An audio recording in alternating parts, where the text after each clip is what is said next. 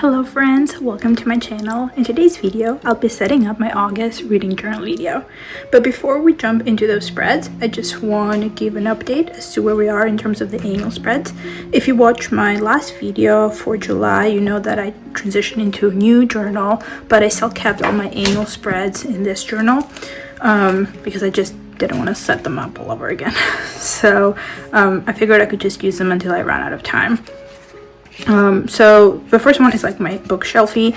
I did this little batch door and I'm kind of running out of space, honestly. So for all of my August reads, I used this Tombow color so that I could differentiate them. Ignore my September ones. I know I'm filming this video very late, so yeah, just ignore those. But this is where we're at as of August. The next one is my Goodreads reading challenge, and we finished August at 67 books, which is pretty good. I feel like I might hit 100 this year, which is unheard of. I've never done that, but we'll see where that goes. Next one is the A to Z challenge. I don't think I had any new letters. I haven't had any new letters in a while, actually.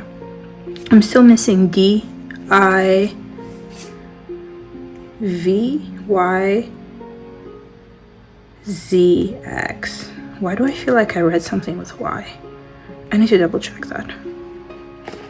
That's weird. Anyways, next one is Bingo. So I did hit last book in a series, which was Only a Villain. And then other than that, I haven't really made much progress in here either. The next one is the Buzzword Readathon. I'm still left with 2 prompts, so I might be able to finish it, or I might just ignore it, who knows. I'm a very mood reader, so I only mark the things here if a book I'm reading matches it. It's not like I go out of my way to search for them, so that's where we're at. This, I accidentally left a blank page, I don't know why. Favorite of the month for August was Alchemy of Secrets. So let's do that right now. There we go.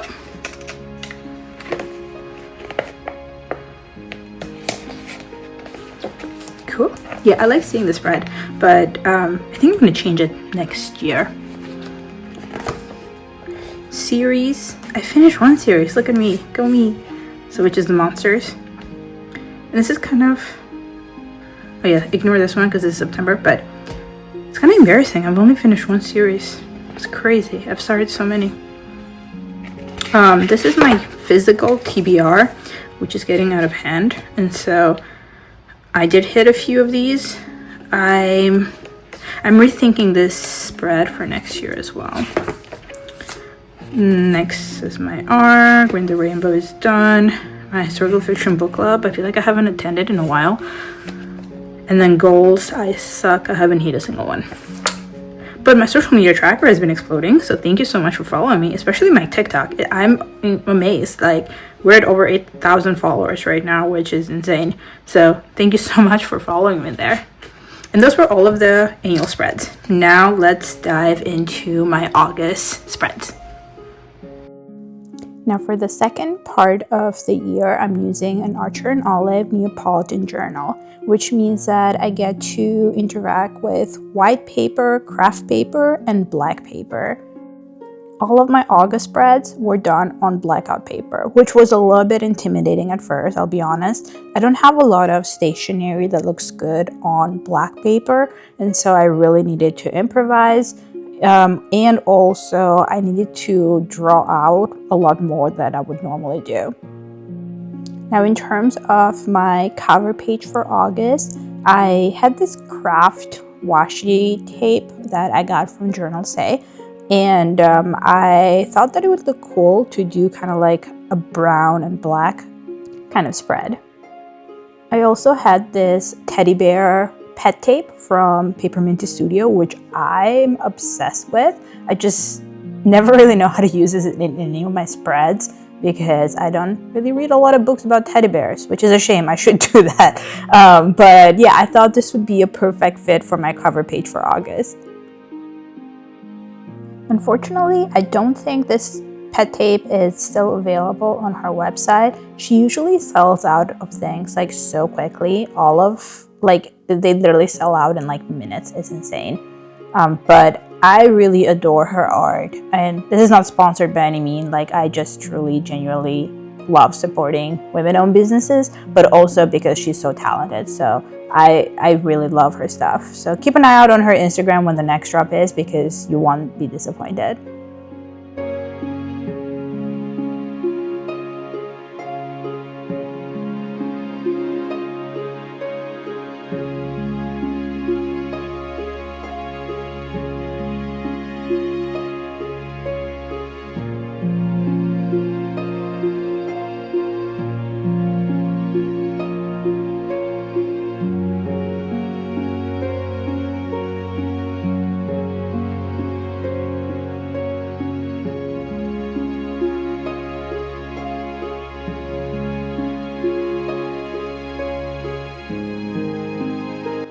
I used my brown Posca marker to write out the month of August.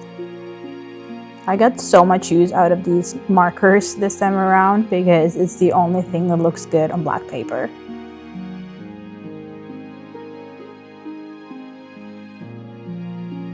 Similarly to my other monthly cover pages, I tend to separate my cover page into sections. So on one side, I have all of the books that I read for that month, and then on the other side, I keep track of different stats for the books that I read.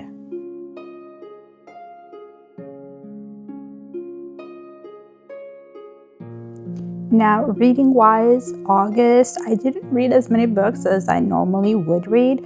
I only read 6 books, and totally by accident, well, not really, every single one was written by a female author. I love when that happens.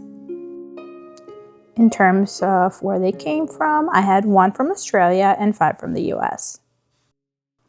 Genre-wise, it was a pretty balanced mix this month. I had 1 YA and 5 adult books, 2 fantasy, 2 historical fiction, 1 romance, and 1 memoir. So, a bit of everything. I don't read a lot of nonfiction books, so I'm always excited when that happens because I did have it as a goal to read at least 1 nonfiction per month, and that hasn't happened in a while, so. There was also some nice representation and diversity, 2 with LGBTQ+ representation, and 4 that didn't center that specifically. Format-wise, I was all over the place again. 3 ebooks, 1 physical book, and 2 audiobooks. Basically, if it could be read, I found a way. I feel like a lot of times I'll just merge formats. So like I'll read the same book in both physical, ebook on the go, or audio while I'm doing chores. And I don't really know how to categorize it in those scenarios where it's a mix of multiple formats. Rating-wise, it ended up perfectly even. 2 3 stars, 2 4 stars, and 2 5 stars. So no complete flops, but also a few that didn't quite hit the mark. I finished off by editing a few more stickers from my pet tape, and I really love how it all came together. My first read for August was An Arc of Once a Villain by Vanessa, the 3rd and final book in her Monsters trilogy. If you're not familiar with the series, it's a dark, twisty fantasy about hidden worlds, ancient rivalries, and the idea that maybe the monsters aren't always who you think they are. It follows a girl who discovers she's part of a secret lineage that can steal time from humans. And that revelation changes everything she thought she knew about good, evil, and herself. It's one of those stories that blends urban fantasy with moral greatness, and the first 2 books completely pulled me in. So naturally, I've been counting down the days for this finale. I waited 2 years and went in with sky-high expectations. And while Once a Villain definitely had its moments, I have to admit, I walked away a bit disappointed. The world Vanessa has built is still so imaginative and full of potential, and I love being back with these characters. The writing is strong, and the pacing kept me turning the pages. But emotionally, it just didn't land the way I hoped it would. Some of the character development and relationships that had been so rich earlier in the series felt rushed or underexplored here. The emotional beats that should have hit hardest kind of skimmed the surface instead. That said, there's still plenty to love. The atmosphere, the ambition, and the creative world building that first hooked me into the series are all still there. For me though, Once the Villain ended up being more like a missed opportunity than a truly satisfying finale. I gave it 3 stars. Not a bad read at all, just one that didn't quite meet the emotional payoff I was hoping for after such a strong start. For this spread, I used my white Posca marker to draw out this kind of like a broken clock. I found this image on Pinterest and I kind of just mimicked it to draw it out in my journal. I then added a border all around it, bringing everything together into a more cohesive look.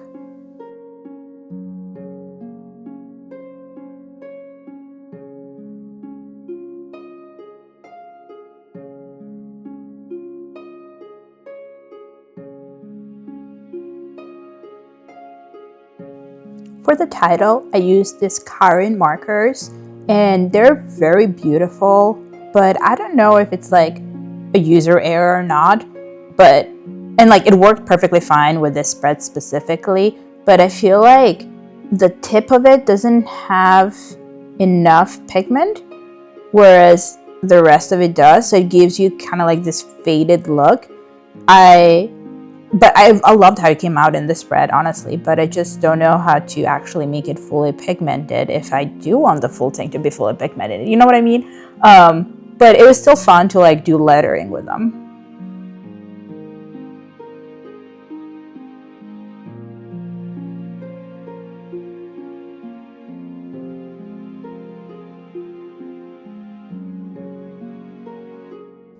And that's it, my first official spread for my August reads. The second book I read in August was Pugs and Kisses, and honestly, this one had me hooked from the title alone. I mean, how can you not fall in love with that name? This is a small-town, second-chance romance with an adorable animal rescue subplot, and I went into it expecting something cozy and feel-good, which it definitely delivered on. The story follows Evie Williams, whose life falls apart in one afternoon when she discovers her fiancé and her boss betraying her. Heartbroken and suddenly unemployed, she ends up back at her hometown animal shelter, the same place where she volunteered as a teen and where she first met Bryson Mitchell, the one who got away. Fast forward 10 years, and of course, Bryson's back in town too, which sets the stage for a sweet reunion, a little bit of chaos, and a lot of puppy love, literally. There's even a pug beagle mix named Waffles, who completely stole the show for me. I really love the cozy atmosphere and the community vibes. It's one of those books that feels like a warm blanket with a cup of tea. But the romance itself didn't fully land for me. It felt like Evie and Bryson were already in love when the book started, so instead of watching them slowly reconnect, it was more like they just picked up exactly where they left off. That made it a little harder to feel the emotional build-up or the spark I was hoping for. And then there was the third act conflict, you know the one, the kind of drama that feels a little forced, where a simple conversation could have fixed everything. I just wish the story had leaned more into the animal shelter plot because there was so much potential for natural tension there. Still, Pugs and Kisses was a warm, easy weekend read, full of charm, dogs, and second chances. I ended up giving it 3.5 stars. If you love small-town romance and adorable pets, this one might be right up your alley. Just be ready for a love story that starts at full throttle and an ending that might make you sigh a little. In terms of this spread, all of the stickers that you see are from Pineberry Paper. She's also a small creator who I really enjoy the stickers from, so I do have a lot that I've been trying to use more in my spreads. I wrote the title with the white Karin marker. You see what I mean, where it says like it's kind of ghosts a little bit, like it fades out. I don't know how to fix that. But anyways, I went over it with my white Uniball gel roll, Signo gel roll pen. And I just added a little bit of a border to make it stand out a little bit more. And this was my spread for Pugs and Kisses. The next book I read in August was The Book Club for Troublesome Women by Heather Bostwick, and a big thank you to Libre.fm for the ALC on this one. The story is set in 1963, right around the time The Feminine Mystique was first published, and it captures the fascinating moment when society's expectations of women were just starting to crack. We follow a group of suburban housewives in Virginia who decide to form a book club, and their first pick is, of course, Betty Friedan's The Feminine Mystique. From there, the novel slowly unfolds as these women begin to question the lives they've built and the roles they've been told to play. It's a slower paced book, but I actually think that works in its favor. You really get to see it with each woman's thoughts, frustrations, and quiet moments of rebellion. My favorite character was Charlotte, the newcomer who joins the club right as her own life is falling apart. She finds comfort, connection, and strength through this unlikely circle of women. Then there's Margaret, Viv, and Bitsy, each facing their own struggles, from stifling marriages to the limits society places on their ambitions. I've always loved stories that show the power of women supporting women, and this book really leans into that theme. The simple act of reading together becomes the small, beautiful act of defiance. Bostwick doesn't shy away from the realities of the 1960s either. The invisible labor expected of wives, the reliance on mother's little helper, the fact that women couldn't even open a bank account without a husband's permission. She also acknowledges that feminine mystique mostly represented middle-class white women, leaving others out of the conversation, which adds some much-needed nuance. That said, it's not a perfect read. The story can be a little uneven, and sometimes the pacing drags. There are long stretches where not much happens, and a few plot lines wrap up a bit too neatly. Still, I found it heartwarming and thoughtful, and the themes of friendship, resilience, and the healing power of shared stories really stayed with me. I gave The Book Club for Troublesome Women 4 stars. A gentle, inspiring read that reminds you how something as simple as a book club can spark real change.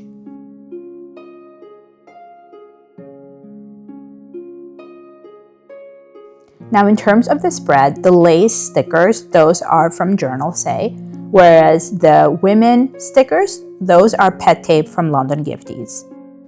I needed to originally add them into a sticky paper so that it had more of a white background behind it so it could stand out on black paper. For the title, I'm using my blue Posca marker.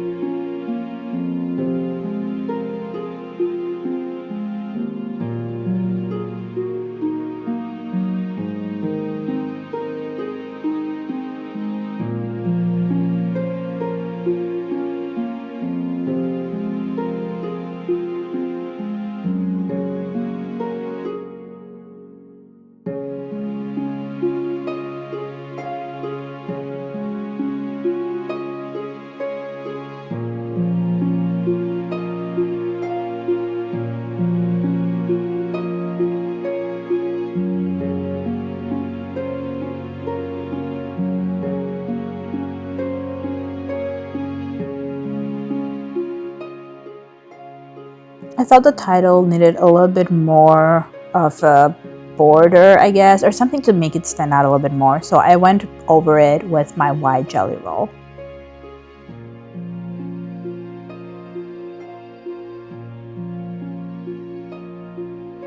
And this was my spread for the book club for troublesome women. The next book I read in August was The Reformatory. This was one of the most harrowing books I've ever read, but also one of the most powerful. This was my first experience with this author's writing, and it definitely won't be my last. The story takes place in Graystown, Florida in 1950s and follows 12-year-old Robbie Stevens Jr., who's sentenced to 6 months at a reform school after defending his sister from the advances of a local bully, someone with far too much power and privilege in their small town. From there, the book becomes a descent into the brutal realities of Jim Crow-era Florida, a world where racism, corruption, and violence seep into every corner. It's not an easy read by any means, but it feels essential. There are supernatural elements woven throughout. Robbie can see Haynes, the ghost of boys who suffered at the Reformatory. But what makes the story so haunting isn't just the ghosts. It's the way Due captures the everyday cruelty these children endure, and the weight of a system built to break them. Robbie's sister Gloria fights tirelessly to bring him home, working with their godmother and guided by visions of what's to come. But again and again, she's set up against a world that refuses to see her humanity. It's heartbreaking and infuriating, and yet you cannot look away. At nearly 600 pages, this book looks intimidating, but I flew through it. The pacing is relentless, the atmosphere heavy, and every chapter hits hard. There were moments I had to physically close the book, take a breath, and sit with the anger and sorrow it stirred up.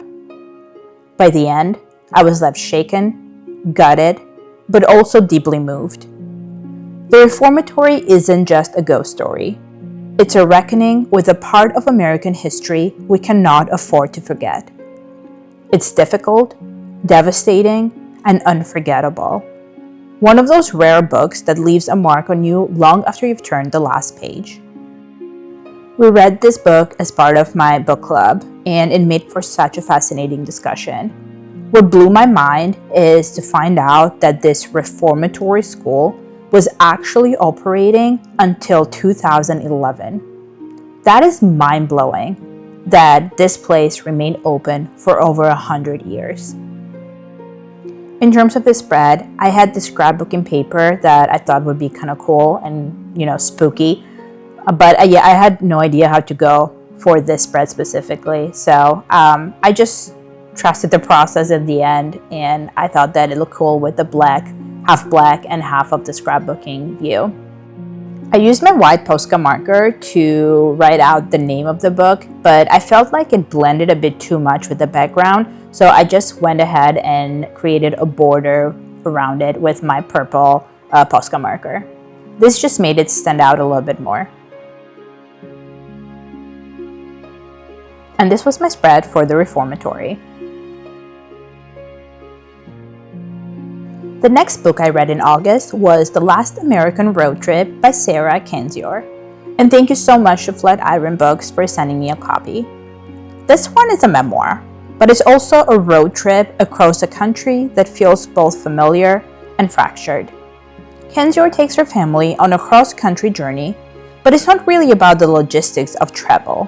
It's about what she sees along the way and what those places say about America right now. What starts as a nostalgic attempt to show her kids the country she loves gradually turns into a meditation on how fragile the dream really is. The myth of the American dream collides with the reality of broken infrastructure, forgotten towns, and a nation still struggling to face its contradictions. I really loved her sharp observations, especially the way she talks about how we sanitize history. She points out that so many tourist sites and local landmarks leave out the darker realities, the racism, the corruption, the exploitation that shaped those same places. Her reflections on organized crime, white supremacy, and politics in areas like Arkansas and Missouri were fascinating. Honestly, it made me want to learn more about that part of history. And on the flip side, she also captures the strange beauty of the journey. The quiet highways, the fading national parks, the small town diners that feel frozen in time. Where the book lost me a bit was in its tone. While I agree with many of her concerns about where America's heading, I couldn't quite buy into her belief that the collapse is imminent or part of some grand conspiracy. For me, it felt more like the result of greed, ignorance, and fear. rather than something orchestrated. Still, even when I didn't agree with everything, I found her writing insightful and thought-provoking. At its heart, the book is about what it means to love a country enough to see it clearly, to face its flaws and still hope for better. I gave The Last American Road Trip 3.5 stars. It's an engaging blend of travelogue and cultural reflection, and it left me thinking long after I turned the last page. In terms of the spread, the washi tape is from Archer and Olive. It's one of their very old washi tapes, and it doesn't really stick very well. I worry it's just going to rip off any time now, but I mean, it looked good with their spread, so I just left it. The images, they're actually a pet tape from London Gifties. I got samples of it a while ago, so I just figured it would go well with the spread. And finally, my last read of August was Alchemy of Secrets by Stephanie Garber. Again, thank you so much to Flatiron Books for gifting me an arc of this one. This was one of my most anticipated reads this year, and I'm so happy to say it absolutely lived up to the wait. Set in a version of Hollywood where the devil swaps business cards, professors lecture on myths, and strangers can tell you when you'll die, the story follows Holland St. James as she races against time to survive Halloween night. It's Garber's first book outside the Caraval universe, and even though I adore that world, I was so ready for something new. And wow, this one completely swept me away. What I love most is how Garber blends the real with the magical. This isn't a fairy tale dreamscape. It's a modern world humming with enchantment just beneath the surface. Her writing is as lush and spellbinding as ever. Every line glitters with imagination. Even when she describes the most ordinary things, like a phone, a streetlight, a film set, it still feels like magic. The story itself is this perfect cocktail of thriller, tension, romantic angst, and dark academia mystery, all wrapped in a Halloween night countdown. It has the treasure hunt energy, the emotional punch of a love triangle, and the lyrical prose that makes Garber's books so easy to fall into. I was obsessed with Holland as a main character. She's relatable and flawed, brave but scared in all the right ways. The twists and reveals kept me guessing right up at the end. And that ending, oh my god, I am still screaming. I need book 2 immediately. Alchemy of Secrets felt like it was written just for me. Dark, romantic, cinematic, and full of heart. It's rich, surprising, and endlessly readable. The kind of story that lingers like a half-remembered dream. Without a doubt, the perfect fall read.